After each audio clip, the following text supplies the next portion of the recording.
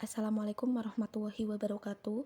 Perkenalkan, nama saya Rizka Melia. Di sini saya akan memaparkan hasil mini riset saya terkait narapidana lansia kasus pencurian di Lapas Kelas 1 Gedung Pani, Semarang. Informan yang saya wawancarai inisialnya S, jenis kelamin laki-laki, usia 48 tahun atau berada di usia pralansia. Nah, agamanya Islam, lama di lapas sudah 2 bulan, sedangkan di Polrestabes selama 3 bulan. Jadi sebelum dipindahkan ke lapas kelas 1 Gedung Pani Semarang, S ini sudah di Polrestabes selama 3 bulan. Nah, selanjutnya S ini terlibat pada kasus tindak pidana pencurian dengan pemberatan yang mana terkena pasal 363 KUHP. Nah, barang yang diambil yang pertama ada uang senilai 350 juta, yang kedua ada 9 surat tanah, lalu ada beberapa BPKB kendaraan, dan yang keempat ada buku nikah korban. Baik, selanjutnya sekilas info masalah yang dihadapi informan atau kronologi awal mengapa S melakukan pencurian. Nah, pada saat sesi wawancara, informan atau S ini menceritakan bahwa kejadiannya itu mulanya berasal ketika COVID-19, yakni ketika semua kegiatan waktu itu dibatasi, termasuk tempat S berjualan dan berdagang itu ditutup. Nah, saat itu orderan mulai berkurang. Adapun pembeli daging tidak sebanyak dulu sebelum ada COVID. Pembeli juga hanya membeli beberapa kilo saja. Lalu waktu itu juga banyak yang berhutang ketika membeli daging atau sapi milik S ini. Lalu ditambah S ini tuh butuh banyak dana untuk mengobati sapinya yang pada saat itu terkena penyakit mulut dan kuku atau PMK, sehingga membuat S terlilit banyak hutang sekitar kurang lebih 500 juta. Nah, karena adanya permasalahan tersebut, S memutuskan untuk hutang kepada bank. Namun pada saat itu hutang yang S lakukan kepada bank akhirnya sudah jatuh tempo dan perlu membayar, sedangkan S sendiri pada saat itu tidak ada pemasukan, sehingga hal tersebut juga yang mendasari S melakukan pencurian. Nah, selanjutnya ada aspek-aspek yang dapat mempengaruhi resiliensi. Nah, di sini kita kaitkan dengan kasus yang dialami oleh informan kita, yakni S. Sebelum itu, kita perlu tahu terlebih dahulu resiliensi itu apa sih?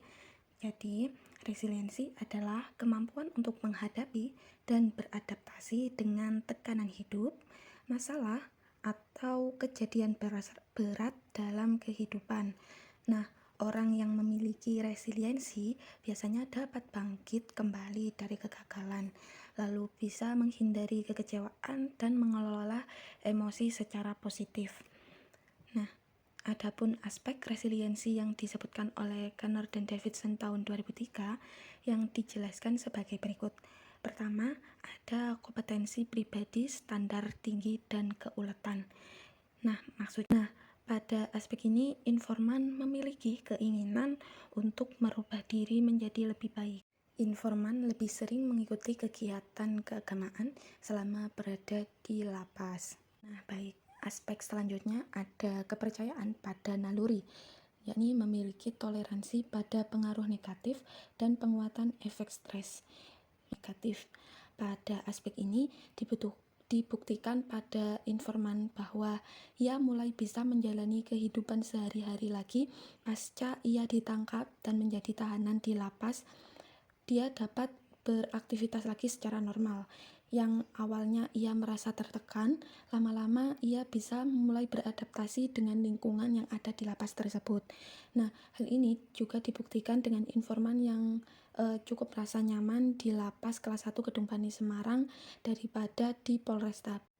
Baik, aspek selanjutnya yakni penerimaan diri yang positif terhadap perubahan dan hubungan yang aman dengan orang lain. Lihat dari hasil wawancara, informan mengatakan bahwa dirinya masih sedikit menyesal karena mengejar dan menggunakan jalan tercepat dalam mengatasi permasalahannya, yang mana hal tersebut memiliki beberapa resiko dan membuat keluarganya hancur. Nah, di sini informan menjelaskan bahwa antara dirinya dengan istri dan anak sudah tidak berkomunikasi lagi. Sedangkan dengan keluarga kandungnya, informan ini masih berhubungan baik dengan kakak kandungnya, sehingga informan ini juga merasa bersalah karena merepotkan kakak kandungnya. Namun di sisi lain, informan ini juga masih membutuhkan kakaknya untuk menjenguk dirinya setiap minggu di lapas. Nah, kakaknya ini akan memberikan uang untuk keperluan makan dan lain-lain. Dan kakaknya juga saat mengunjungi lapas akan mengantarkan obat yang harus dikonsumsi oleh informan. Jadi di sini tuh informan menderita penyakit gula atau diabetes dan ginjal yang mana sudah diderita selama 8 tahun. Sehingga informan ini membutuhkan obat. Lalu juga untuk melaporkan hasil penjualan sapi yang sementara ini harus dipegang dan diawasi oleh kakaknya. Baik, aspek selanjutnya yakni ada kontrol.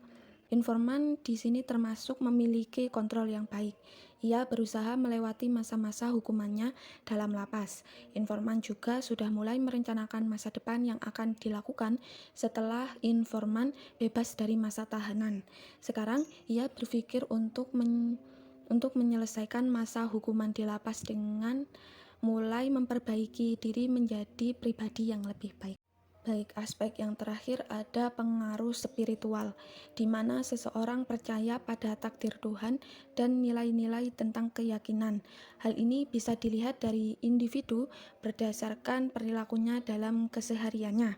Spiritual ini dapat membantu mereka dalam mengatasi kondisi sulit dan membawa mereka kepada hal yang positif, sebab tertanam kepercayaan dan ada tujuan yang besar untuk hal-hal yang akan terjadi pada mereka. Pada aspek spiritual inilah yang paling berpengaruh pada informan, di mana informan mengaku bahwa setelah dirinya terlibat kasus pencurian ini, dirinya menjadi lebih takut dan selalu mengingat kepada Allah dan karena selalu merasa diawasi. Setelah masuk di lapas ini juga, informan menjadi tersadar dan akhirnya mulai mendekatkan diri kepada Tuhan. Beliau mengikuti sholat berjamaah sehingga informan memiliki semangat hidup. Baik, jadi seperti itu hasil yang saya dapatkan dari hasil mini riset di Lapas Kelas 1 Kedung Pani Semarang. Terima kasih sudah menyimak sampai akhir. Wassalamualaikum warahmatullahi wabarakatuh.